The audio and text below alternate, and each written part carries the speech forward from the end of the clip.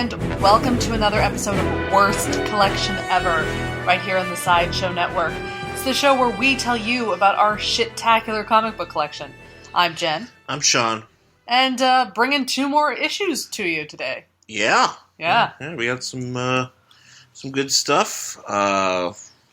This one isn't new, but we did actually get a chance to go to Mile High Comics. Yes, in Denver. In Denver. Yeah, I grew up in Denver, so we were back there visiting my family for the holiday, and we were able to go to the Jason Street location of Mile High Comics, which is, I don't know, something crazy like 60,000 square feet of space. It's in a warehouse. It's literally huge. It's just a giant warehouse full of comic books. It's overwhelming how much stuff they have. I love it, though. Yeah, no, it was great. It was just, wow, there's a lot of stuff. Yeah, no, we got some great stuff, because they have, like, $100,000 comics or something. I like the way that they described it in that... dollar comics. So they had dollar comics, and they said that they usually have about 100,000 of them. Not $100,000 comics. Well, they might have some. Well, no. They do. They might, but actually, we're saying that for the dollar comics, they had a total of at least 100,000. Yeah. And they have all, and it's really cool because I got all sorts of random toys, and I bought a Wonder Man action figure. Yes, you did. That was a good day. It was a great day. They have all sorts of stuff that like you really don't get a chance to see out anymore because it's it's stuff it's out of print or it's just hard to find. Yeah. So. And I made friends with a cat. And there was a cat. So that was really exciting for me. And it's very nice. It's set up in a way where it's very organized. It's very organized, and despite having tons of stuff, and you can kind of like sit down, take a minute. It's which is great. You need that in a store like that. Because when you're usually in a comic book store, you're usually fighting for space against a bunch of sweaty people. Space. Yeah, there's a lot of space. So. Good looks. We'll talk about one of the books about later, so we got some good stuff from there. But this first book is from 1994. It is Damage, Volume 1 from July 1994. Damage number 4. Mm-hmm. Damage, of course, is... terrible? Well, he's not that great, no. This is a very, like... DC he's the worst. 90s like young hero attempt. Boo. It's like guys there's something new. I mean he's obviously though got very strong ties to the DC universe because his grandfather I just read it. I think like he's the son or the grandson of the Golden Age Atom. And, he's related to, like, he's got this DNA of all these different heroes, a lot of JSA guys, and, basically he shoots explodey from his hands. Yup. And he's very inexperienced.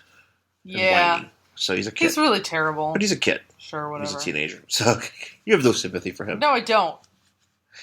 And on the cover, it's Damage fighting... Well, he's being distracted by Wildheart with a Y because it's the 90s. It's the 90s.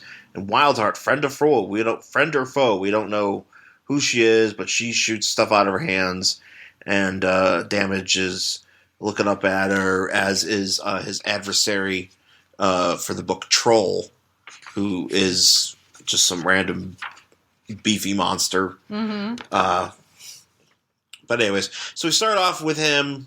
We start off actually with some guy from I think a previous issue. Yeah, from last issue named Flack. Yeah, and he's in the hospital. He's the biggest man ever in a hospital bed. Yeah, but I think isn't he in the hospital because he's just like trying to kick back? Like he doesn't actually need to be there. Yeah, he's faking amnesia, but he's a criminal mercenary faking amnesia, and he's just sitting there and.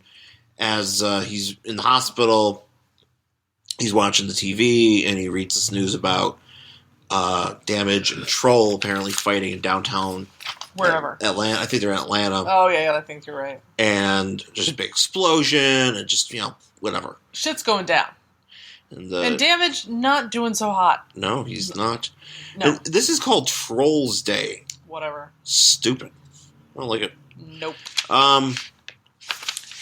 So he's Troll is just basically like pummeling the fuck out of Damage. He's pummeling the fuck out of Damage. He looks like I can best describe him as Hulk 2099. Sure. So he's got like he's big. He's big and green. He's got pointy ears. Yeah, he's got like elf ears. He's got elf ears. He's got like a friggin' giant log mullet. Yeah. And he's got big teeth, but he talks like hey, yous guys. Yeah. Kind of deal. Yeah. So Damage is tapped out because Damage is young and he doesn't have much. Yeah, because apparently this fight is continuing from last issue. Yeah. Yeah. So he's not doing too great. So basically, what he's trying to do right now is just dodge Troll. Yeah, he's trying to get away from him. And finally, he finds a live wire. And Troll steps into some electricity, and he electrocutes him, and Troll falls down. And he's like, haha, I win. But then he's like, wait, I'm forgetting something. This is Damage. Yeah. Oh, and you know what he's forgetting? He's forgetting the Troll regenerates. Right. Yeah, because apparently this is how this monster operates. Right, and Damage is just like, all these people are crowding around him, and he's just like, oh, I'm forgetting something. Because he's dumb.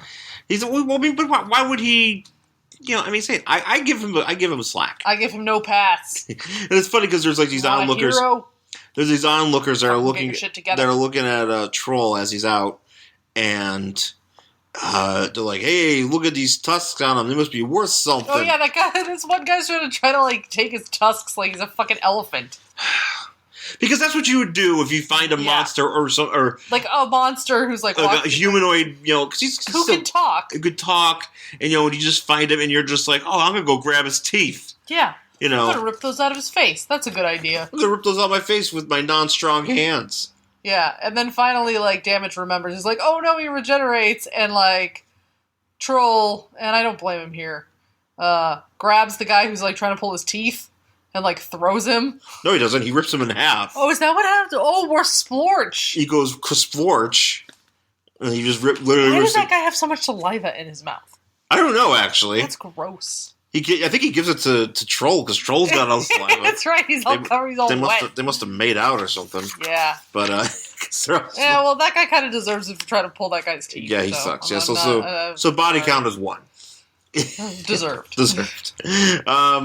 So as Troll's about to get the jump on Damage, who's armed with a stick, by the way. Yeah, because he's tapped out, his shoulder's bummed. He's 16 years old, his shoulder's all fucked up. Well, maybe he's getting beat up. I have no sympathy for Damage. Oh, that's right, I forgot. But just as Troll's about to get jump on him, Wildheart shows up. Wildheart, who looks like. I don't really even know. She's got Cruella de Vil hair. She's wearing what look like ski boots. Yeah, she's wearing she's just randomly dressed in purple and white. Yeah, it's like a ski suit, and she's got these weird a strap thing that goes across her chest and around her waist and then around her thigh. Yeah, what do these do? They don't do anything, but then they look so loose that they're just hanging. It's weird. What do they do in the sense that that helps her? Because she's basically just shooting pink energy out of her hands. Yeah, she's got some energy shit. I probably should have looked her up, but I'm assuming she probably doesn't have barely. She has barely presence. Yeah, I'm gonna guess it's her only appearance.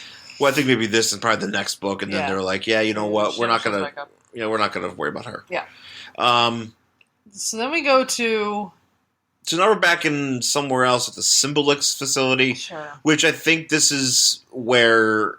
This is isn't this where Troll originated from or whatever? This is where Troll originated, and also Grant or Damage was sort of created.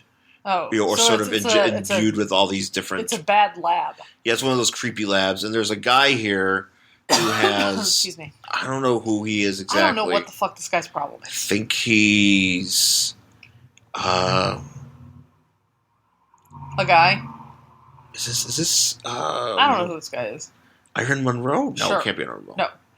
No. So this guy has a metal arm, which fine, but he's wearing pants, and on top of those pants, he's wearing a metal codpiece. Yeah, he's like David Bowie from Labyrinth. Yeah, but not good. Here's actually the way I see these pants. Okay. Or are they just like, does he have a metal crotch? That's what I'm thinking. Like, he's got a pants, but like, the crotch is cut out, and he's just showing his metal batch. He's got chaps, and he's just showing off his metal batch? Yeah. Which is so much better. That makes so much more sense. I don't understand why he's got a metal crotch. But these guys are also involved in some sort of drug trade. Wait, we're glossing over the metal crotch. What is going on? Why? Maybe he's got a bionic dick and arm. I don't know if I'm okay. I got a bionic dick in my hand. Like, yeah. How does that work? Is it like a fuck machine? Like, what's going on with that? Does it like, it has like gears, it goes like, how does, I'm confused. Why is he drawn this way? I don't know. This is bullshit. But he like looks like a regular dude, kind of. He's got dick power. I don't know. I don't know if he or he's just really concerned about his dick. Maybe I think it's that. I think he's just like, you know what? I've had some dick accidents as in my line of work. Some dick accidents. So I think it's best if I just make myself some bionic underwear and put on some chaps. Yeah. And that's how I'm gonna walk around. I'm gonna wear this metal codpiece over jeans. And they keep referring to Mother. I don't know what that means. There's something in this book. Okay, here's the thing. I feel like we should probably like understand this better. But like, and I think this is what's. Wait, do I want to? No, that's the thing. Good. I think this is what sets us apart from the other comic book shows. Oh, is they actually care about what's going on? Yeah. Like they actually like, well, we'll read this and explain it to you, so if you have it, you can follow it along. No. Or you can just like, no, we're not doing that. No. We don't do that. We don't take time to do research. Especially when there's guys wearing metal underwear and chaps. Metal fucking crotches. This is much more important than research. Exactly. That it truly is what sets us apart. So I guess there's Oh yeah, and then so after they're done talking about whatever, we cut to a guy. This is Iron Monroe. Okay. So he is dressed like he is in a German new wave band. Yes, yeah. He does look like that. That's kind of how he looks. But yeah, he does look like he belongs in Struzende Neubauten, or however the fuck you say it, or like he should be. Like he's the road manager for Sisters of Mercy. Yeah, call back to the last episode. Yeah, I mean, but like from 1985 or something. So he's been hanging out with Skinny Puppy. You know, he's seen some shit. Yeah, Him and Ogre are boys. Yeah, they've definitely seen some shit. 'Cause, like, he's got, like, these round glasses, and he's wearing all white, except for, like, a blue turtleneck, and he's got, like, fingerless gloves on, and big boots. It's just, he's a little ridiculous. When this guy walks on, all I hear is Peter Schilling, Major Tom. Yeah, pretty much. 4, 3, 2. Yeah, that's what's going on here. Yes. It's all Send Me an Angel, just playing over and over again. Send Me an Angel. Oh, you know that song. I know what song that is. Yeah.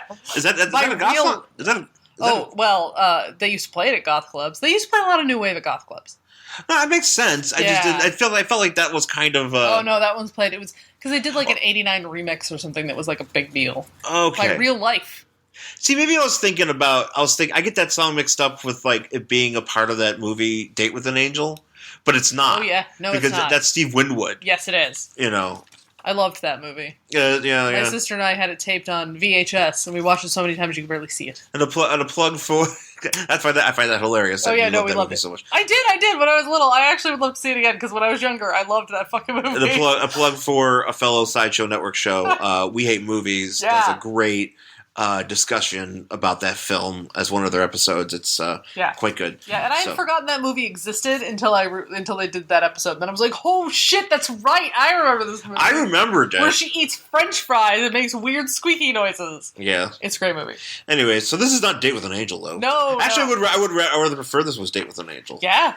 So, because we got fucking... Iron Monroe, and he's like going into a warehouse to find some sort of like nanite drug. Okay, because so earlier they referred to this drug called Stardust. Yes. Crotchman and other guy. Crotchman and other guy. Crotchman and other guy. So he's referring to this drug called Stardust that apparently they're having a hand in shipping, and it's got like nanites in it and stuff. And Iron Monroe, instead of just having like regular like thought boxes, for some reason he has like they're written like they're handwritten. Yeah, and it looks like a piece of paper that's been ripped. I don't really know why he's got these stupid boxes. But he's looking around for this stuff, and he's looking around for this stuff, and he gets caught by I think this guy's name is the Baron. Yeah, he looks like the fucking Rocketeer. Yeah, I was gonna say, it looks like the Rocketeer. He's just like the Rocketeer, but apparently he's German. So apparently this is a new German new way. Apparently this is what goes on in Kraftwerk. Yeah. But anyway, so back to the fight with Troll. And Wildheart is like zapping him, and he's just Wildheart's zapping him, and he's getting off on it. Which is he's gross. like hitting on her, which is gross. At one point, and then he Damage is just getting knocked backwards. He's completely useless in this fight, and which at one point, because I think he does it on purpose. Maybe because he's just trying to build up like an energy blast or something. I don't know. But yeah, Troll at one point quotes that tag team song, "Whoop, there it is," because it's 1994. Yeah, and fuck it, Yeah, it's already been 2 years. DC's just like he's like, I had the Mighty Ducks soundtrack. Yeah, that song is on there. Yeah, so he's gonna start doing. Maybe he'll reference Rex FX later. I don't know. Yeah, I'm like, Troll's just being a creep. He's trying to make out with this girl, and then he punches her really far. Yeah. Oh no! He punches Damage, and then he kisses her. He kisses her, and then she goes yuck, and then she goes yuck, and she zaps him, and then he goes, "I'll show you yuck," and he kicks her really far, like a kickball. Well, I don't know if he kicks her. I don't know what he does. Where's his foot? I don't know. That's what I was trying to figure out. Is that his foot? No, he swipes her. He just goes swipe because you see his hands moving. Is that what's going on? Yeah, either that or he's using his dick. Sure. I don't know. He kind of just looks like he's doing the Creed Jesus pose in that picture. I can't really tell what's happening. He's saying with arms wide open really loud. With arms wide open, smack. Is this guy Scott Stapp? Yes. Yes, he is. Good. Yeah, that makes sense. That's good. I would like to think that this is a prequel to the band Scott Stapp Creed. saw that and said, "Oh, good idea. It's Jesus-like." Jesus. So I don't know. He kicks her, and Damage is just like, oh. He goes back after Damage, and I don't understand how this next part happened exactly, because Damage gets in a garbage truck because he's like, I know, I'll jump into this garbage truck and I will drive it into the Troll, and when he does that, the pavement just gives way for some reason. Well, because it's on an incline, but no, it gives way because Troll jumps, and lands on the street. Oh. And then he gets hit with the truck. So it's too much weight, and it just kind of crushes him in there. I mean, they're just laying waste to Atlanta. Let's be honest. So basically, they fall through the street into the subway below. Yes. And Troll almost gets hit by a train. He does get hit by a train. Well, isn't that him standing on top of the train? No, he's okay. Check it out. Explain this to me. So what happens is he throws this truck out of there, and he's standing in. And somehow this train, which there's no tons of debris there, just keeping this train coming back. This train does not have to stop because of the pavement on the track. No, train's coming out of here, and he's like, no fucking train's gonna stop. He's like, fuck no. Literally, he just says, fuck no. Right. He doesn't see it, but he's like, fuck no, no flipping train's gonna stop me, and then he gets hit by the train. So because he's standing here because there's a train coming at him.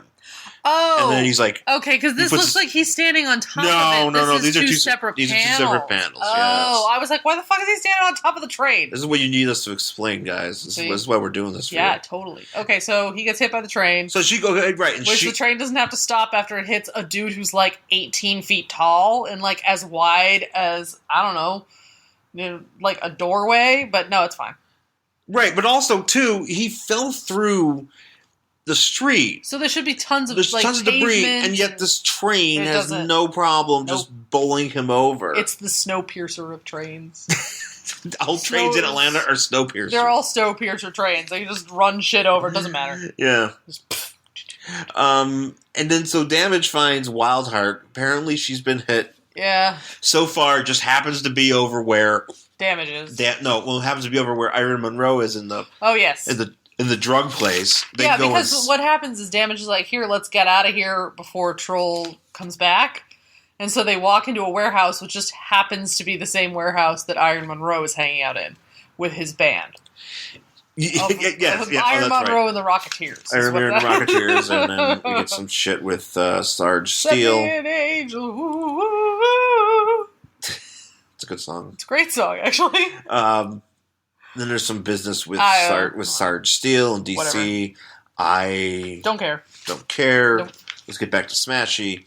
So they come in, and it just happens that they're having a firefight with Iron Monroe.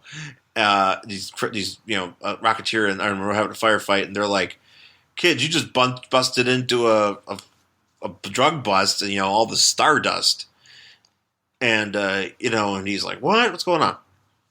And so Troll shows up, and he shows up, and they start fighting, and the Rocketeer zaps him in the face with his I-beam things.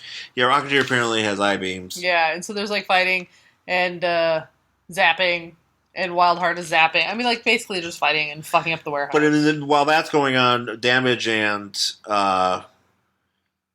guy from Iron Monroe are we got to do something about this. So and they're hey, what about this drug that's made of nanites? Yeah. And Damage is good idea. So he puts all the drugs in a bag, a sack, and he swings it around, and he throws it in his face, and he tells him to breathe deep. So he gets he gets all this. He basically gets a ton of PCP in his face. Yeah, and they're oh, is he dead? And Iron Monroe's yup. He inhaled all the nanites. It's we killed a guy. All right, good day. It's good. So one dude's dead because he tried to grab teeth, and then this dude's dead. And then and then Rocketeer's well, you're gonna be dead soon too. And he's you just took all my drugs. Yeah. Iron Monroe's oh yeah, I was here to get those, but we just threw it in this guy's face instead. Yeah. So that's the end of Damage. That's it. That's it. That's how it ends. So these three geeks are about to get killed, and I'm assuming they don't because there's more issues of this book. Whatever. Stupid Damage. So that's it for Damage number 4 from July 1994. Would you read the next issue? Nope. I bought this issue at Kamikaze because I was oh, we've never done a Damage book. And this is why we've never done a Damage book, because it's stupid. Yeah. So no, I would not read the next issue. Would you? No. I don't care about Troll Teeth Man. Well, he's dead, so it doesn't matter. His Iron Monroe and the fucking Rocketeers. If they're not playing if they're not touring with Ministry, I don't care. Yeah, pretty much. This is a big waste of time. Yeah. So that's it for Damage. Let's never talk of him again. Good plan. You sound so happy. I'm so thrilled to be talking about the next book. I don't have a problem with it. We'll talk about it. Oh, okay. Okay, I'll let you cut loose. All right. We're back. Yeah. We're back here on Worst Collection Ever here on Sideshow Network. With our next book for the series for the show. It is our Marvel selection. It is Beauty and the Beast, number 1 in a 4-issue limited series. Beauty being Dazzler, and the Beast being the Beast. And on the cover here, this is from December 1984. On the cover, we have a very cool looking Bill Sienkiewicz cover. Yeah, no, it's a good cover. I love Bill Sienkiewicz. It's always something, because it's always, anytime you see something that he does his, basically any cover he does, for Marvel, which he's done a ton of, for throughout the years. It's always something different. It just looks different and weird, and he did a lot of Dazzler covers for some reason. He did a lot of random shit, which God bless him. He did a lot of great Defenders covers too, I think. So I'm pretty happy with this. Anyways, so Beauty and the Beast, of course, yes. Dazzler and the Beast. On the cover, you've got Beast holding Dazzler. Dazzler is fully illuminated. Yes. I assume that is Dazzler. Yes. And Beast is holding her like in the back. Adrian, in the back, and then in the background. It's basically like Superman holding Supergirl after she died. Yeah, and then you also see in the background the face of Dr. Doom. Yes. Who is here? Yes. Because when we open up, first thing we see is Dr. Doom. Yes. Dr. Doom is in Latveria looking around at his statues. He's got an art room. And he just kind of is like thinking to himself, he's like, man. I love art. He's like, humankind sucks, and humans are puny. But we make some cool shit. But we do make some cool shit. Look at this Mattel electronic football game. Sometimes we are great. Yes. Well. He's like. We invented the broccoli wad. We invented the.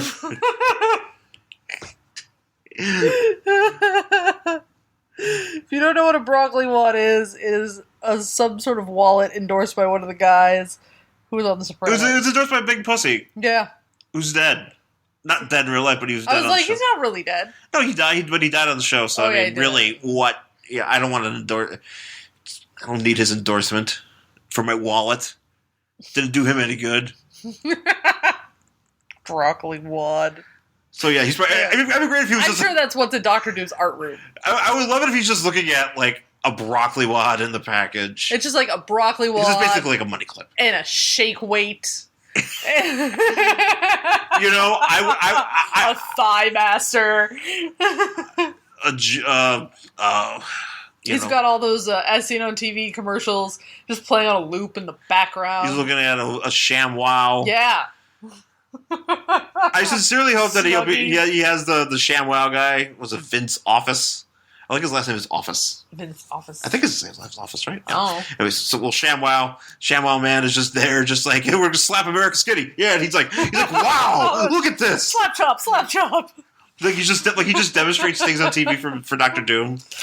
And Dr. Doom's like, I'll give you food, and you just have to show me how these things work because I am fascinated by humankind. Yeah, I would actually really love it if that was what was in his art room instead of like actual good art. It was just like bullshit you find in the as seen on TV store in the mall. Look at this really cool rock.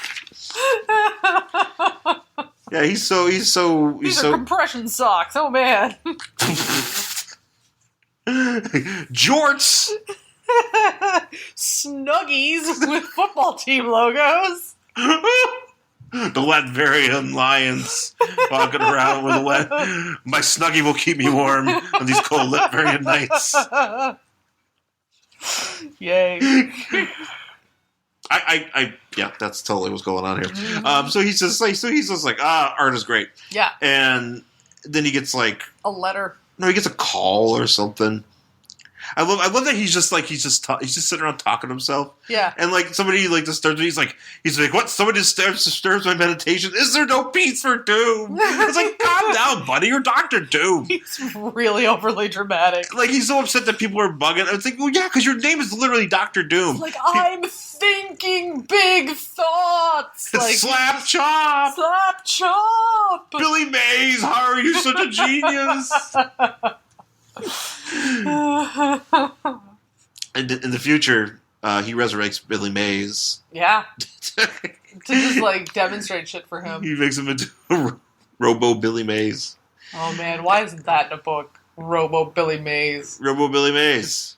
Yeah, Marvel needs to get on that. What the hell, man? So he gets bothered by his assistant, whatever guy. I don't know if he has a name. It's just some schlub. Dude with a bow tie. Some schlub who's like, hey, I got a letter from your son. And he's like, oh, no. Like, Doom is very dramatic. Oh, yeah. There's an Instagram account called Daily Dr. Doom, which is literally millions, like, just nothing but these kind of panels where he's just of Dr. Doom just going, what the fuck? Dr. Doom. Yeah. Just being a shit, He's a drama kid. Oh, he is. He's the most dramatic kid in your high school. Yeah. Everybody had that kid. That's Dr. Doom. Yeah. People love him. He's ridiculous. No, he's fun. He's ridiculous. It's just Dr. Doom at his doomiest, which is fantastic. Yeah. And it's funny because he's just like, fuck my son. He's like, Dr. Doom cannot have a son. I can't have a son. No son. He's like the opposite of like everybody on Chopped. Everybody on Chopped. He's just like, I can't have a son. I'm not doing this for my son. I'm doing this for Billy Mays. I'm using a slap chop. Every time you watch Chopped, which is a great show, one of the chefs is always like, I'm doing this for my son, doing this for my kid, or my dead dad. My mommy wanted me to cook, so I'm cooking. It's like Dr. Doom just shows us, I'm not doing this for anybody for me. Slap chop, slap chop, slap chop. It's like I'm bringing the slap chop to Chopped. He just explodes Scott Conant. He's like, your meat's kind of dry. Doom doesn't make dry meats. Oh. Can we get a celebrity? Errol Sanchez is like, never use the slap chop. I'm gonna slap you, Skitty. And Alex is just like, she just doesn't say anything, she just glares. She just gives side-eyed. Because that's really all she does anyway. Man, this is the best episode of Chopped ever. I would actually like it if they did. Why isn't there a superhero Chopped? Like, why doesn't that happen in a comic book? I would fucking love that. That would be the most amazing comic book. Well, because then they would have to get the rights to do Chopped or something. They wouldn't have to actually call it Chopped. It could be like a parody of Chopped. Hacked. Sliced. Sliced. Pureed. Yeah. That's all. Diced. Do it. I want that in real life. Hire us, DC or Marvel. I want that in real life where it's an episode of Chopped, but everybody's dressed as superheroes. That's actually what happens in Batman v Superman. Oh, is that okay? That's actually what it is. Is that the footage we're going to see tomorrow? That I'm not going to watch because I have to watch Red Tornado on Supergirl because I'm an idiot. Yes. But if I'm watching Gotham, I'm also an idiot. Well, I think at this point, Supergirl's probably the safer bet. I'll still watch Gotham later. I'll also watch it too. Because it's the fall finale or whatever the fuck those are called. Winter finale. I don't know. Whatever. It's before it goes off the air for Christmas. Anyway, no, I think that's what Batman v Superman's going to be. Because that's why Wonder Man's there and that's Aquaman. And it starts out with all four of them. And then they just go through the things and it's just... No, Wonder Man or Wonder Woman? Wonder Woman? You said Wonder Man. Oh, I meant Wonder Woman. Oh, okay. He's in this book. He's in this book, too. We'll get to that. So it's Wonder Woman and Aquaman and Batman and Superman, and they all have baskets, and then they just have to... Oh, so the whole show's just a celebrity chop, just a superhero chop. Superhero chop. That's Batman v Superman, because that's who fights it out at the end of the dessert round. And does he make like a ganache? He makes Napoleon. Napoleon? Because they always fucking make Napoleons. One of them makes ice cream, and the other one's gonna make a Napoleon. Because that's what happens on fucking Chopped every single episode. Batman's like, where's the phyllo dough? I would love. Please let that be true. That's got to be better than the actual movie. Anything that we make up is better than the actual movie. This is true. We have had many of hypotheses of what this movie's going to be about, and it's literally the farthest thing that probably what it is, but it's already better than what this movie's going to be. This movie's going to be so stupid. Anyways, so anyway, so son's like, Dr. Doom. So Dr. Doom's like, fuck my son. Yeah, fuck my son. Doom must lead his people to confront his enemies. Pursues Dennis City alone. Doom must have no son. Yeah, Doom's having problems. Yeah, Doom finds out that apparently if you have sex with Dr. Doom, does he keep the mask on? Yeah. Oh. Yeah, he probably does. He doesn't even do. He probably just like he probably just puts it out. Oh, it's because he don't care. He's not a lover. She just takes. Ugh. I'm just thinking that mask is cold. Yeah, it's probably not. It probably doesn't get washed. It probably smells. Yeah. Probably doesn't get washed a lot. Having sex with Dr. Doom, the reality. Gross. Anyway, so Dr. Doom apparently in this news, he's like, my son's in California. I'll keep an eye on that infantile American dreamland. Yeah. He's not far off. No, he's not. He's not wrong. He's not wrong. Anyways, so speaking of the infantile American dreamland. Cut to Beast. Cut to Beast. In Hollywood. Beast is on the Hollywood sign, farting around like an asshole. This is when I start having a problem with this book. Okay. Because I don't feel that Beast would act the way he's acting here. Yeah, I figured he would have a bit more humility. Yeah, well, he's fucking genius. He's not going to walk around and be like, oh gosh, Hollywood, man, I can't wait. Is anybody here on the street going to want my autograph? Ha ha ha ha ha ha. And I'm like, Beast isn't going to act that way. I mean, I know he's full of like wonder and adventure, but sure, but he's just going to be like, oh wow, look at this. This is wonderful. But he's dressed like in full Beast, like because there's the thing. Yeah, he doesn't even put any like his civilian clothes and like walk down the street like a normal guy. Like he's jumping around and like literally jumping down to people on Hollywood Boulevard and asking them if they want his autograph. But because here's the thing. So 4 years earlier, in that Marvel team up, he's wearing shirts. Yeah, he's just because going to science fairs. He wears civilian clothes. And women are like, "Hey, what's up, dude?" Because he's not a fucking moron jumping around being an asshole. Yeah, he's rather smooth because he's smart and he's funny and he's Beast. Here, he's not that. Yeah, he's just flopping around. That's why I have a fucking problem with this book. And he's also he's talking aloud because apparently he's talking to nobody. He's talking to nobody about the Dazzler, who apparently just says these events in this book are right after the Dazzler graphic novel, where it comes out that she's a mutant, and just kind of ruined because Dazzler is the singer and whatever. Yes. And it comes out that she's a mutant, and then everybody gets upset. Yes. so Beast is like, well, I'm gonna go down to Hollywood Boulevard. I don't know, is he just like running around? Yes, that's why I have a problem with this not book. That out of place at Hollywood Boulevard. I mean, I guess the only good thing that I could say, okay, so this book is written by Ann Nocenti. Oh, okay. We forgot to mention that. Yes. We forgot to mention that.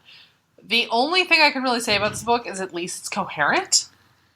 Which is a very good... Like that, I mean, I don't know what the fuck happened where on her Catwoman run, like Catwoman would run around like this, but the thing she said doesn't even make sense. Yeah. She's not even having a conversation that's in the same book. But at least what Beast is thinking makes sense, even though I don't really feel he would act this way. No, it is out of character. I feel it's out of character for him. Now that I think about it, and Nocenti, this doesn't make. I'm not. It doesn't make that much sense. I'm like, oh well, okay. Like because here's the thing: the plot line is coherent and whatever, but I don't feel Beast is acting in a way that speaks to how I've seen him act in other books. Here's the thing: I've read a lot of Beast in the '80s. I've read a lot of the New Defenders, and his Avengers. Some of his Avengers appearances. He doesn't act like this. No, he doesn't. He wears suits. Of course he does. I mean, like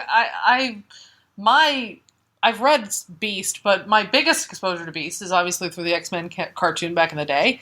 And he wore suits and civilian shit because it was really based on the comic books. Yeah. And this isn't. I assume, Yeah.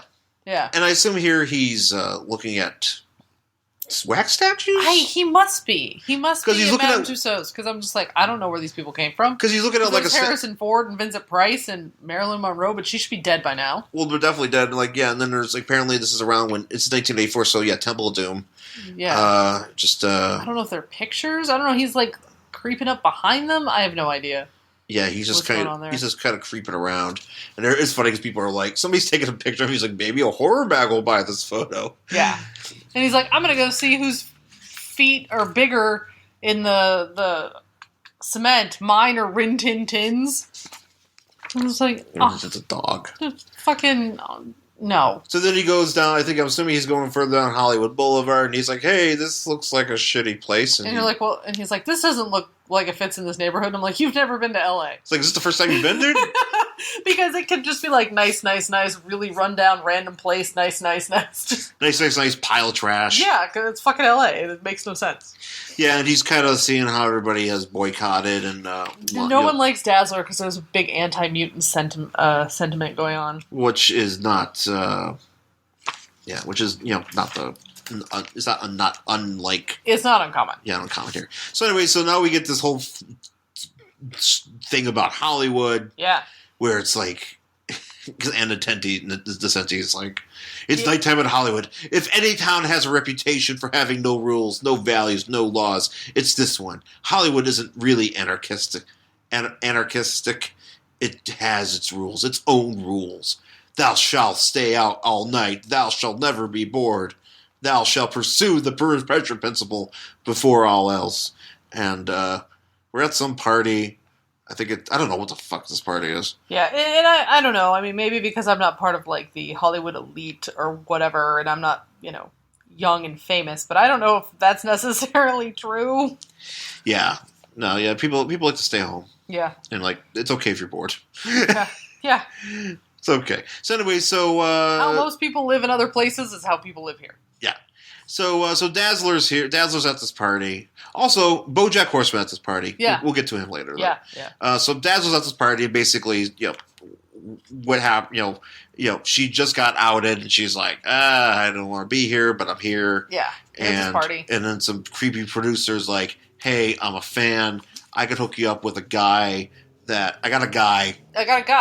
Yeah. And she's like, well, I have nothing else going on. Even though this just happened to her, she's not gonna let it die down. She just immediately jumps to go with this producer guy. Well, she needs she needs work. She's it's probably a thing. But doesn't she have a fucking agent or a lawyer or something she can run this by? No, because they probably all dumped her.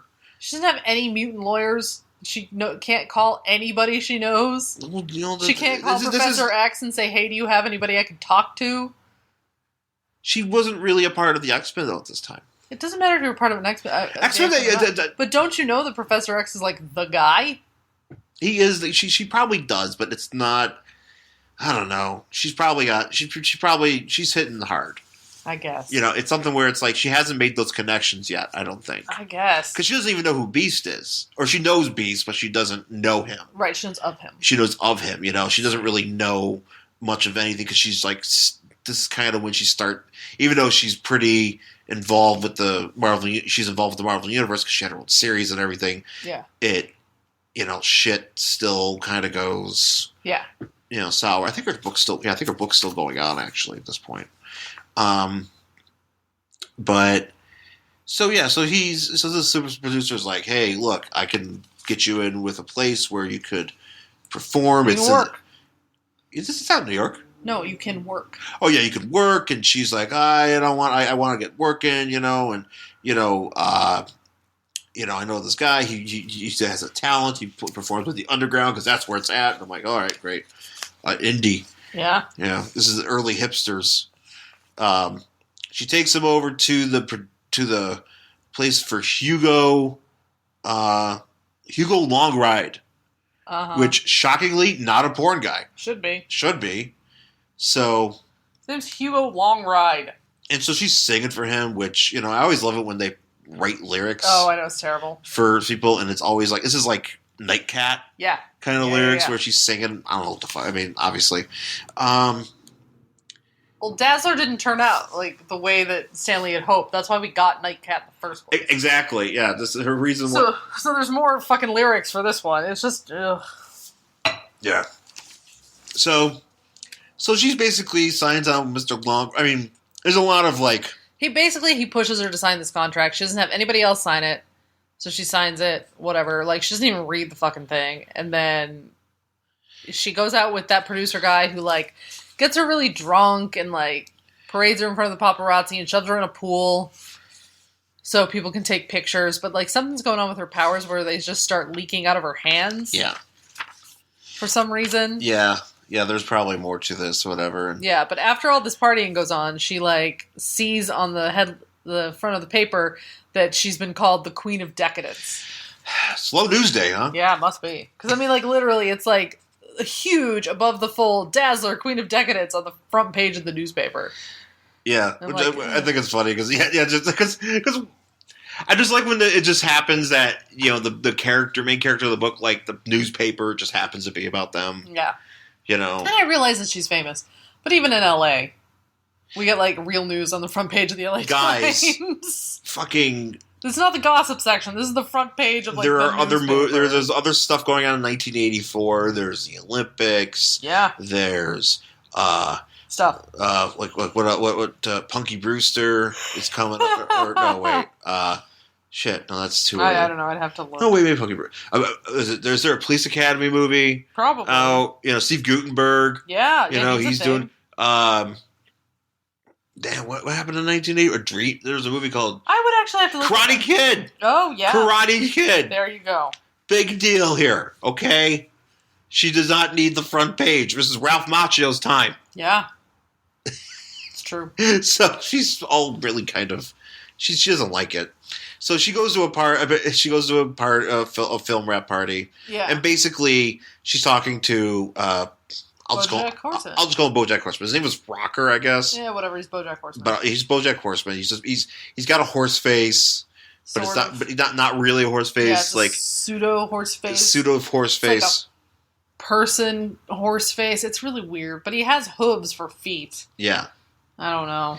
So he's and so he's talking to this guy. This horse face is talking to lady. Yeah. Dazzler, and he's like, "Hey, you're gonna be in this old muty theater," and she's like, "What? I didn't know that." Yeah, apparently she didn't read her contract. She literally just like the guy was like, "Sign here, like, sign okay. here. My name is Hugo Longride. Sign here." Yeah, and she's like, oh, "Okay," but unfortunately, she just joined up with like an all mutant theater, and apparently it's not just like it's not just her singing; it's other bullshit. Yeah, and so, but it just also at this party is Beast and Wonder Man, because apparently Wonder Man is friends with whoever this movie is, and he goes to this Hollywood party and he takes Beast with him, and they're just like, he's like, "Hey, there's Dazzler." He's kind of they're observing BoJack Horseman be creepy to her. Yeah. But the other thing that kind of pisses me off is, like, so they're watching BoJack Horseman be creepy to her, but he's also giving her information that she needs about this this company that she's joined up with. And instead of letting him get all that information out, Beast just, like, goes over and is like, "Don't talk to the lady." And you're like, well, damn it, now, like... Which for no reason, because maybe she doesn't... Because she's not really... Like, she's showing she's not, like, really interested in talking to him. I mean, he's talking to her, but he's not really even like, "Hey, baby, look at those tits." He's, like, literally giving her information about the place that they're going to work. Yeah, because she's talking about, like, well, it's all mutants. What kind of shows are they? He's like, "What do you mean you don't know, babe?" Yeah. And it's like, I mean, yeah, he's being... Yeah, I'm sure he's being a little bit forward, and she's probably like, no. But at the same time, he's not talking about, like, "Yeah, I just want to fuck your tits with my big horse face," and blah, blah, blah. And then, just whatever, Well, see my big horse cock, yeah. Yeah, then I put my big horse cock between your titties, and whatever. Like, just that shit is not... This is good. Okay, well, Beast goes up, and he fights with BoJack Horseman. BoJack Horseman had a TV. And it's hard because, like, that looks more like a monster with big teeth. He actually looks more like a donkey. Yeah, maybe, I guess. Maybe the donkey. So Long Ride is like, "Hey, what's going on here?" Wonder Man's just looking there, being all awesome. Yeah. And he has purple hair, though. It's the weird coloring of his 80s outfit. Yeah. He's in this classic turtleneck. Yeah. Red jacket. I'm going to cosplay that so hard someday. It's going to be great. So Donkey Horseman is like, he's in cahoots with Hugo, and then Hugo's like, so he gets Donkey to go away. Yeah. Or BoJack to go away, and then Beast. So then he introduces himself to Beast, and he's like, "Oh, yeah, why don't you come be part of my show?" The show, we'll call it Beauty and the Beast. And Beast gets offended by somebody calling him Beast. Which is his name. And people are laughing, and then, so Beast, who is now wearing clothes... He's just like Luke Cage, actually. Yeah, he is. And he, like, pushes this guy up against the wall. He's just like Luke Cage, and for some reason, Dazzler's dressed like in a wedding dress. Yeah, she is. This is weird. I don't know. Yeah. So he, like, shoves her, and then, like, what happens after this? Like, eventually, like, Beast lets him go, and then, Beast is like, "Come on, Dazzler," but then her powers start going all weird. Yeah, she starts, like, really illuminating. And so she runs away. And I don't understand why she runs away. Because she's just getting... Well, she drops her purse, which doesn't come up on anything, and she's just... But I still don't get it. Like, why doesn't she say, like, "Oh my god, my powers are going crazy"? Like, why doesn't she talk to, like, Beast or Wonder Man? Why doesn't she talk to the manager guy who is, like, hanging out with her? Like, what? Because she doesn't... Because I think what it is going on here is she doesn't really trust these people. I understand that, but, like, they know she's a mutant. They know she's a mutant, but she doesn't really... Right now, even though she's, like, engaged with these folks, she's probably feels very like uncomfortable, and so she's having. It's kind of like it's like she's breaking out in some sort of light hive, and so she doesn't know what to do. And she doesn't. And Beast is like she just met Beast. Yeah. Beast is just like threatening BoJack Horseman and her friend and her manager. Yeah. Right? Wonder Man's not doing anything, so she doesn't know Wonder Man. Right. So she's not going to talk to him. Her manager is just like kind of the the impetus of some of this stuff, maybe.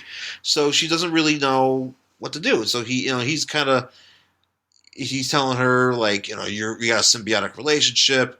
I can use a girl like your talent. I mean, he's just being really like, manipulative with her. Right. And so she's just like, I can't handle it. Right. So she runs off. She's running through like the studio, like all the sound stages, and she's like, like she's like freaking out though. Yeah. Because hasn't that happened to her before? Yeah.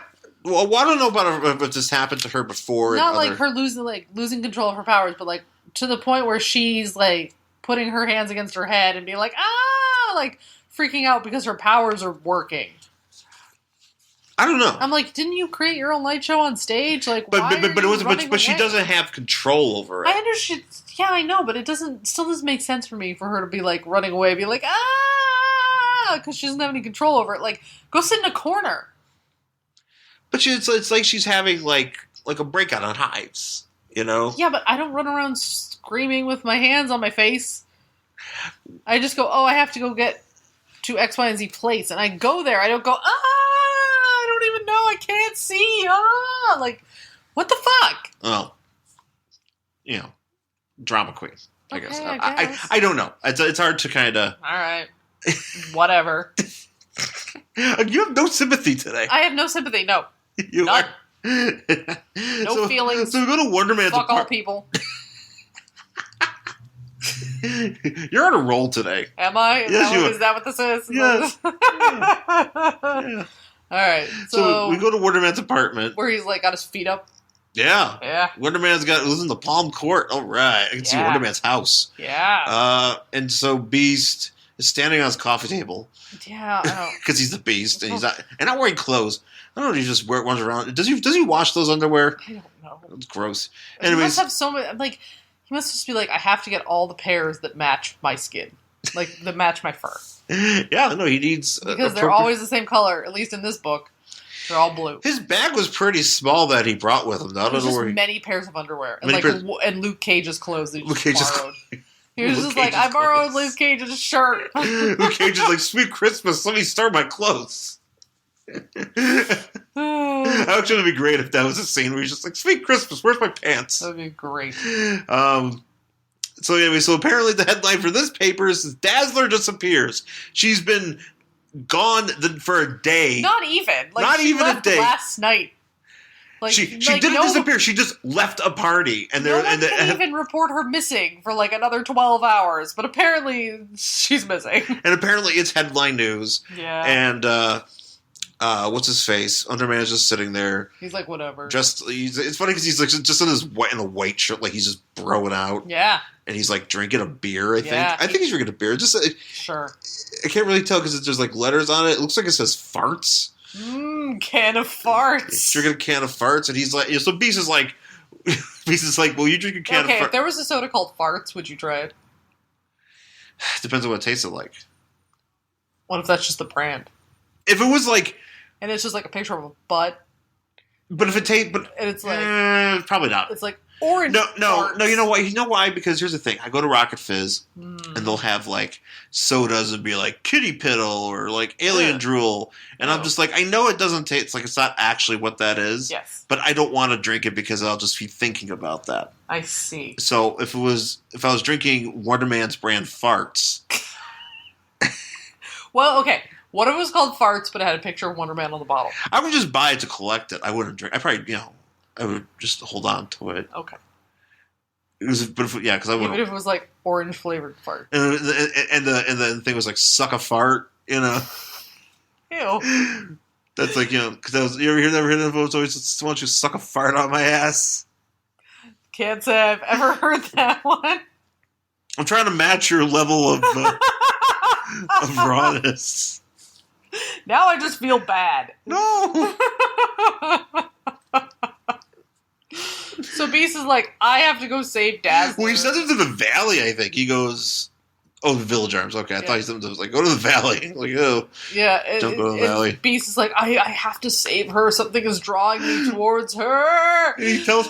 Oh, Dazzler! Like, basically, he's like getting really Doctor Doom. Well, the next part is actually very Doctor Doom as well. Yeah. Because he sends him to BoJack Horseman's house. Yeah. Because he's like, I think BoJack Horseman lives in this place. I've seen that rocker jerk at the Village Arms, Wonder Man says. Like... So apparently Wonder Man, I don't know. Wonder Man is aware of all the apartments in LA. He's aware of all the horse-like beings. Maybe. Horsemen that live in where they live. So he just follows people around. Well, he's like, where does this horse guy live? Oh, Village Arms. Cool. He's like, oh, that guy lives there. Hey, that person lives there. He's Google before there was Google. He just asked Wonder Man for directions. Wonder Man. Is that part of his power? That he's a living Google? Yeah, that he's like a living Google. That was like when we went on Comics and you described all of his powers, you left out that he was a living Google. Yes. I also left out that he can grow his own bullets. No, you mentioned that. Oh, I did. We did talk about that. Okay, good. Yeah, that was very important. He's also like a phone book. He knows where all. He's a phone book for horsemen only. Oh, I see. He only knows where the horse people, so he knows where BoJack Horseman lives and this guy lives. Cool. And so is that BoJack Horseman's cousin? Yes, Steve Horseman. Steve Horseman. Steve Bob Horseman. Steve Bob. Anyway, so he goes to so we go to BoJack Horseman's place. And he breaks in. So but here's the thing. So BoJack though apparently has horse sculptures. He apparently lives in an apartment, but he's got like this giant balcony. Yeah. I don't know what he does. Oh, wait, we find out what he does. Yeah. And he's just walking around in a bathrobe. Look, and he's just like, best thing for my hangover is to look at my sculptures. Not food. Everybody else gets a greasy breakfast food. Don't drink wet water. No water, no hair of the dog, none of that. You can lead a horse to water, but if you want him to get his hangover... You can't get him but you can't make him drink because he needs to look at his sculptures, get over his hangover. Like him and Dr. Doom would get along. So just be like, look at all, like, you have your As Seen on TV museum, and I have collected all the Pogs, and I'm just going to look at them. Actually, all of his statues are horse-based. I know. If you notice that. He has, like, a centaur, and then he has, like, a bunch of, like, knights and shit. So Beast is like, fuck your horse place. Fuck your horse face. All your horse sculptures, and then they fight. So they fight, and this guy's like, "Look, I can kick your ass. I'm a professional fighter. I don't know for what. I'm in MMA. He's in the MMA horse. He's in Bella Horse. He's in Bella Horse, or he's in the ultimate fighting." The ultimate farm fighting championships, where they have Pork Lesnar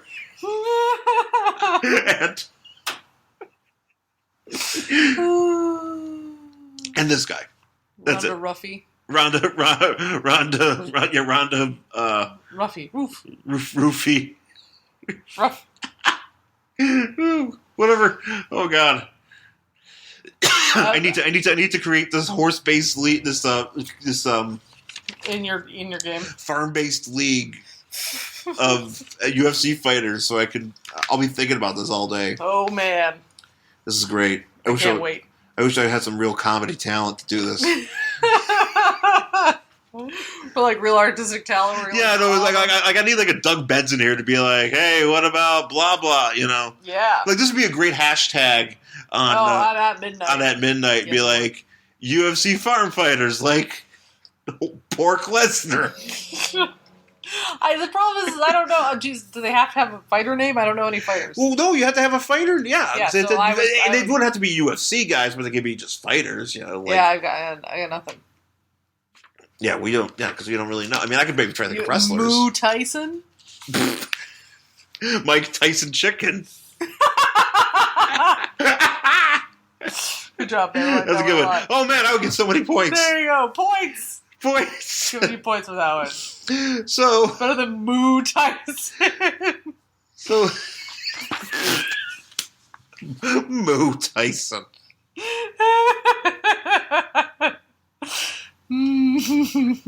Okay. Yeah. Well, I try. I'll never get invited on at midnight. That's okay. They would just escort you off. Yeah, You'd be like, Jensen, Moo Tyson. And then, all right, let's stop here. You would just be cut away. Like they would cut away. Two giant men come and just pick me up. And he was like, and they wouldn't edit the show. You'd be in the beginning, and then they would just replace you with like Jen Kirkman or something. No, they would just replace me with like a mannequin with like a brown wig.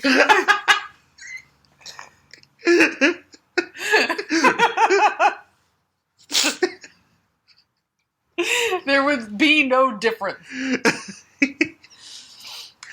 Oh, this is a good show. This is the best show. I like how this is turning out. Who would have thought Edna Senti would bring us such joy? This is the first time it's ever happened to her. This is true. In their comic book career. This is true. Anyways, so we fight. They're fighting in his horse den. Oh, Jesus Christ. And like eventually Beast wins. Well, no, we also go to the beach. Yeah, Dazzler's at the beach. Dazzler's at the beach in her wedding dress, and she's like, I'm gonna drown myself. She's just all this light. I guess. Or I'm gonna water, like maybe the water will make my light go away. Like she's a fucking candle. I don't know. She just like collapses and stuff. I don't know if that's the thing. I thought she was like walking into the water. Here's the thing. To kill herself. Here's the thing. So people are like, Dazzler disappears. I'm like, just look for the giant woman that's radiating light. How can you not see her? She's like a fucking spotlight. She walked out of a party and walked through Hollywood to get to the beach, to collapse on the beach. You mean to tell me that you could not find her in the 24 hours that you decided to write a headline saying that she is missing? Yeah, I know. Are these cops? Is this Gotham? Yes. Because these cops are awful. If somebody was like, I think Dazzler's missing, it's like, oh, no, there she is. She's burning up by retinas. Yeah. You would think. This truly is an Anna Senti book, though. Mm-hmm. I think we figured it out. This doesn't make any sense. I'm going to have her sign this if I ever meet her. Yeah. So, like, Dazzler's like, I'm just going to put a bunch of rocks in my pockets and, like, walk into the ocean so I die. Wait, did she put rocks in her pockets? No. Oh, I missed that. I missed that. I was like, she's wearing a dress, first of all. And she's just shoving them down her shirt. Yeah, death. Jesus Christ. And I'm trying to remember, there was a woman who did that. Oh, God. Oh. Sounds like a cheer. Are you looking up rocks in your pockets? No, I'm... Ugh. Let's see. So Beast is just like, I like that girl. I'm going to find her and help her. And BoJack Horseman's like, get bent. Yeah. And then like she collapses. Anyway, so Dazzler collapses on a beach, and then some like gypsies find her. Yeah. And then like this guy in a top hat that Hugo sent after her to watch her is like watching her. Apparently, just kind of walked behind her the whole time. Yeah. It's like, we can't find Dazzler. No, we'll look for the luminescent woman being followed by Dr. Moriarty. Or Dr. Yeah, but she's like saved by like I don't know, ocean bums. Yeah, she's saved by ocean gypsies. Yeah. Jesus Christ, this is a fucked up book. Yeah. I can't wait to read the rest of these. So Beast and BoJack are fighting. Oh, it was Virginia Woolf. Oh, she walked in with rocks in her pants? Yes. On March 28th, 1941, Wolf put on her overcoat, filled his pockets with stones, and walked into the water. I couldn't remember. It was like, it's one of them. It wasn't... I know Plath killed herself, but that was with her head in the oven. Yeah, that was the oven. I was trying to remember how... I was like, one of them did it. Which one was it? Virginia Woolf. All the great writers. Yep. That's how you become famous. You just do something really crazy. Fill your coat with rocks and walk into the fucking ocean. You gotta fill your coat with rocks and jump in the oven. Yeah. So, or sit in an oven and be thrown into the water. Yeah, do both. That's how you top that shit. You have somebody put you into an oven. Put me in a giant microwave and then throw me in the ocean. Then throw me in the ocean. Like it's fucking Doubleday or some shit. Also put rocks in it. Put me in this rock microwave. Have the rock throw this microwave at me, and then I will fall in the ocean. That's how I want to die. Okay, I'm going to get in this microwave, and the Rock is going to throw me in the ocean. Oh, that's right. Okay. So I want the Rock to throw. I want you to put me in this. So I want you to put me in this giant microwave. Me in a microwave, and then the Rock will throw me into the ocean. And that's how I'm going to... So you'd have to be in like a giant microwave? Or would you have to You could put me in an oven. Would you have to be shrunk down? Because you have to fit your whole body in there. Well, you could probably break me in a bunch of... just break my body. Because I'm going to die anyway. Or maybe you can give me one of those, industrial ones that they use in, like a pizza oven. Yeah. But, a little bit bigger. Just a regular oven. Take out all the racks. I could fit in there. You think The Rock could throw that? I think The Rock... I would be surprised if The Rock couldn't throw that. I assume The Rock can throw anything. Would Vin Diesel help? Well, Vin Diesel can... If we've learned from Fast 7 that he can lift a car. Oh, that's right. So... Yeah. Oh, then they should totally be able to hit. So well, that's what I figure. I mean, The Rock should be able to throw an oven. If Vin Diesel could lift a car, The Rock could throw an oven. So instead of do not resuscitate, can we have it in your will? Where it says, instead of resuscitating to me, please... Is that what's going on? Instead of a DNR, I've got, a Rock oven throwing order? Instead of resuscitating, please, at any point, if I'm not able to control my facilities, please take my body. Yeah. And then put me in an oven. Yes. A human-sized oven, and then take that oven, and then have The Rock and Vin Diesel throw it into the ocean. Yes. Okay. Please. Because I really want to up Virginia Woolf and Sylvia Plath. Yeah. I mean, because fuck Virginia Woolf and fuck Sylvia Plath. Fuck them. Bunch of lightweights. I will be exactly. And the last sentence is, I will be a famous writer. Signed, Jen. Yeah, that sounds fun. It's a way to go. Remember me. Remember that Futurama where Bender built that robot that just yelled "Remember me" and breathed fire? No, is it something? Does it remember me? It does. It says "Remember me" and then fire, and then just because he wanted to be remembered after he was dead, so he became a ruling god or something. Oh, that's right. Yeah. Okay, that's good. Anyways, back to the book. Oh yeah, we're still doing that. So Beast and BoJack Horseman are having a fight. Yeah, and Beast fucking... He tries to strangle this motherfucker with a phone cord. He tries to strangle with the phone cord, and then but at the same time, he's like... Call your employer. He's strangling with the same phone cord that he's asking this guy, the horseman, to call Hugo. Yeah. And to basically get the address of where the guy is being trailing her. Yes. Trailing Dazzler. He's being a complete shit. Yeah. In this book, it kind of sucks. Yeah. Because I like Beast, and then he jumps out the window. Yeah. He doesn't open it. He jumps out a closed window. He jumps out the window and lands on somebody's car. Look, there's glass flying and shit. He just I'm not even gonna bother opening this shit. He just jumped out a fucking window. Well, no, he's got to get out because he's in a hurry to get out of there. Yeah, but didn't he just come in the balcony? The door should still be open. Oh, that's right, yeah. Nope, gotta break another window. Remember me, jump. It's I saw Batman do this. Batman always breaks windows. And then he goes... Surprised there's any windows left in Gotham. And then he goes to the hotel where this house is. Yeah, apparently it's somewhere at the edge of a cliff. Some creepy ass instead of knocking on the door, he just knocks the door down. Yeah, he goes to the Heartbreak Hotel. The literal Heartbreak Hotel. Yeah. And there's a woman being why'd you break my door down? Yeah, I guess. Which actually is pretty great, because she's like, hey, what? My door? And he's like, hey, I'm looking for this thing. And then some, I don't know, I'm assuming is a criminal child because he's wearing striped pajamas. The Boy in the Striped Pajamas, that was a movie. Okay. Oh yeah, well, wasn't that a Holocaust movie? Yeah, this is a kid. Oh, hey, good. Good to see you still getting work. This was his first role. This is how he got the role in that movie. Does he live at the Oakwoods? He was at the Oakwoods.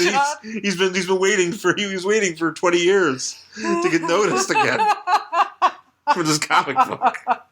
Anyways. He's like sitting in front of the door where his ass is like illuminated. Okay, but this is funny. So she runs in and Beast is like, and she's like, hey, my door. And he's like, I'm looking for a woman. She's like, no, you want some coffee? Yeah, she's like, no women here. Pure Dissenti right here, by the way. Oh, yeah, no. This is, and then, so then the kid's like, and then, so the kid's sitting by the door. And his ass is glowing. He's like, that door's glowing. He's like, no, it's not. He's like, what? What are you talking about? He's like, I'm looking for a woman that's got light.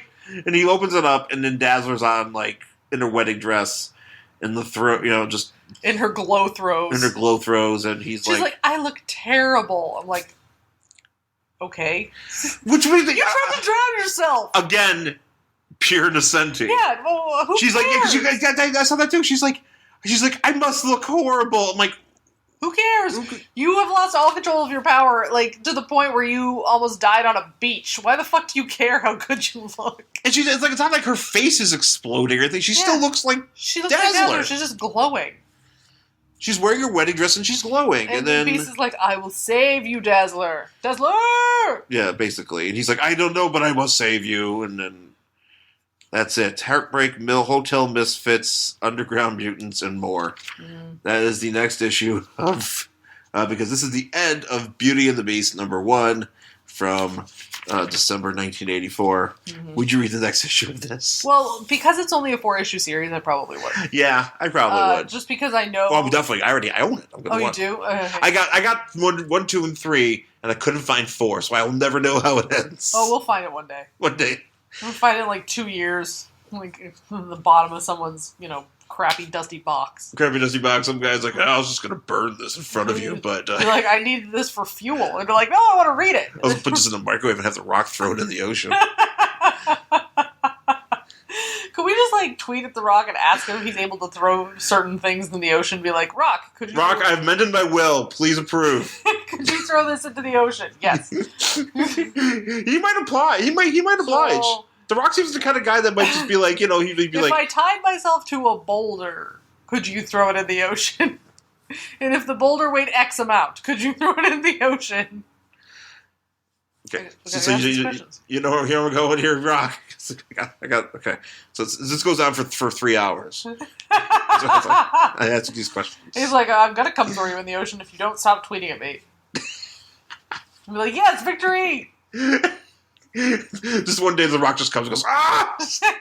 I'm like, I'm such an honor to meet you. I hope it's one day where I'm just hanging out at Manhattan Beach and the Rock just happens to be there, and he's like, hang on, that guy looks like the guy from Twitter. And we're right by the ocean. And he's like, you want to go in now? And he's just, and you're like, this is the best. He's like, this is what I've always wanted. Thank you, Rock.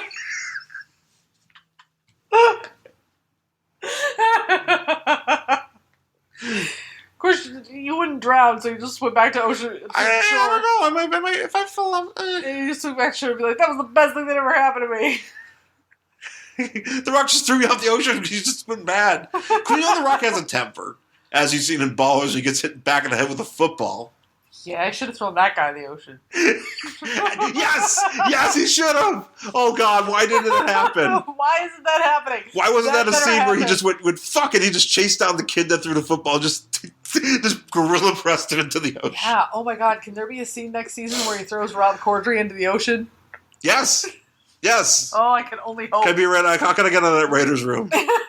How can we get into these writers' rooms? I got ideas. Someone call us. Woo! Just run in and sink. I got ideas. The Rock's like, he throws everything in the ocean. Just run back out. He throws Rock in the ocean. Okay, bye. $70,000, please. Run. just running out with stacks of money. Yeah. Yay! Like that kid's got ideas. That's how Hollywood works. You run in with ideas and they just give you money. Just run out with money spilling everywhere. I'm assuming that's how Gotham is written. Yes, exactly. Just throw stacks of cash and people like, go, give us ideas. Like, Alfred slaps everybody. Yay! Great. Slap. Slap. Also Danishes, slap trap joint. Slap joint. It's a good show. Oh, what a show. Oh. All right. It's a good show. It's like this show. This is a good show. This is a great show. Anyways. It's a nightmare. That's it for our show this week. Oh, we are so amusing ourselves. I hope everybody. I hope everybody else finds this amusing. I find it funny. Yeah, it's fucking hilarious. It's great. It's a good show. You could find me on Twitter at Angry Hero Shawn, SHAWN. That's my Instagram, also my Tumblr, theangryhero.tumblr.com. What about you? I'm at Jen Stansfield on Twitter and Instagram, jenstansfield.tumblr.com, and jenstansfield.wordpress.com. And, of course, SideshowNetwork.tv is where you can find all the fine podcasts here on Sideshow Network. Gilbert Gottfried's Amazing Podcast. We have The Jillian Michaels Show. Mm-hmm. We have our show. We have hashtag Dayfails. We got all sorts of great stuff. So you can check that out. SideshowNetwork.tv, iTunes. Please rate and subscribe our show on iTunes. Tell a friend. That usually ends up working a lot. And thank you for all the fans. Our buddy Nick Jones out in Boston. He's been very gracious to us. Yes, thank you. Thank you for putting up with us. And that goes to everybody. Thank you for putting up with us. Wait till he gets up. I don't think he's up to this episode yet. I don't know. We'll find out. Yeah. He'll tell us. Anyways, well, thank you for listening, folks, and we will talk to you next time. Bye.